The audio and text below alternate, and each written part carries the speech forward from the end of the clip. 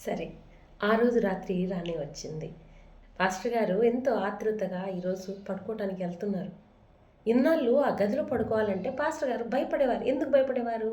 నేను పడనా అంటే ఏం పడతదో, పైనుంచి ఏం పడతదో అన్న భయంలో ఉన్న పాస్టర్ గారికి ఈరోజు అక్కడి నుంచి ఏం పడతదో క్లియర్ అయిపోయిందిగా, క్లారిటీగా గోల్డ్ పడతది, ఆహ్, ఆహ్, మ న డబ్బు కట్టలు పడతాయని క్లారిటీగా ఉన్న పాస్టర్ గారికి నిద్ర ఇవాళ త్వరగా పడుకోవాలన్న ఆలోచన వచ్చేసింది. త్వరగా రెడీ అయిపోయి భోజనం ముగించుకొని పోయి పడుకున్నారు. టైం కాకముందే ఆయనకు నిద్ర రావట్లేదు. టైం వంక చూసుకుంటున్నారు. ఆయనకు నిద్ర రావట్లేదు. ఏం చేయాలి? నన్ను అడుగుతదా? అడగదా? ఈరోజు నా మీద పడతదా? పడదా? ఈరోజు నా దగ్గరికి ఆ స్వరం వినిపిస్తదా? వినిపించదా? అన్న ఆలోచనతో పాపం ఆయనకు నిజంగా నిద్ర రావట్లేదు. ఓకే. నిదానంగా ఎప్పటికో టైం అయింది. పడనా అని ఒక్కసారి స్వరం వినిపించగానే పాపం ఆయన ఆత్రంగా పడమ్మా! ఆయన ఆలోచన అంతా ఎక్కడుంది? డబ్బు మీదుంది. బంగారం మీదుంది. ఆయన ఎట్లా అన్నాడంటే ఇంకా పడతది డబ్బు, బంగారు పడతది. నేను ఎంచక్కా దాన్నంతా ప్యాక్ చేసుకొని నేను ఇంకా కాస్త ధనవంతుడిని అవ్వచ్చు అన్న ఆలోచనతో పడమ్మా అని అన్నాడు. కానీ ఈసారి డబ్బు పడలేదు. బంగారు పడలేదు.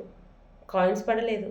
కానీ ఆ సీలింగ్ అంతా కూడా పెచ్చులుగా బ్లాక్స్‌గా ఊడిపోయి పాస్టర్ గారి మీద పడటం. అదే టైంలో ఆయన చనిపోయాడు. ఎక్కడి నుంచి ఎక్కడి దాకా వచ్చాడు పాస్టర్ గారని మనం ఒక్కసారి గమనిస్తే, ప్రేమ అనేది ఆయన జీవితంలో ఉన్నప్పుడు, దేవుని ఆశీర్వాదం అనేది ఆయనకు వచ్చినప్పుడు, ఆయన ప్రేమించేవాడుగా ఉన్నాడు. ఎవరిని ప్రేమించేవాడుగా ఉన్నాడంటే దేవుణ్ణి ప్రేమించేవాడుగా ఉన్నాడు. ఇరుగు పొరుగు వాడిని ప్రేమించేవాడుగా ఉన్నాడు. ఇక్కడికొచ్చేసరికి ఆయన లైఫ్ ఎండింగ్‌కి వచ్చేసరికి ఆయన ఏం చేస్తున్నాడు? దేవుణ్ణి ప్రేమిస్తున్నాడు. అందుకే దేవుని ఆశీర్వాదంలో ఉన్నాడు. కానీ ఇరుగు పొరుగు వారిని ఆయన అంతగా ప్రేమించట్లేదేమో. ఆయనలో ప్రేమ తగ్గిందేమో.